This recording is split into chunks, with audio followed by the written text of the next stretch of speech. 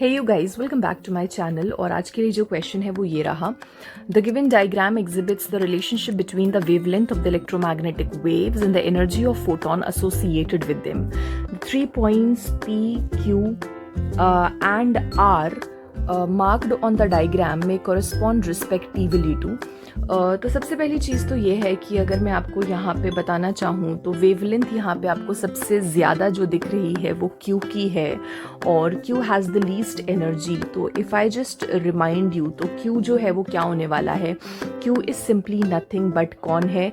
जिसका wavelength maximum है, जिसका वेवलेंथ ज़्यादा है, तो दैट मीन्स उसका फ्रीक्वेंसी कम होगा और फ्रीक्वेंसी कम होगा तो एनर्जी जाहिर सी बात है उसकी कम ही होगी। तो Q must be microwave. Q जो है वो माइक्रोवेव होना चाहिए।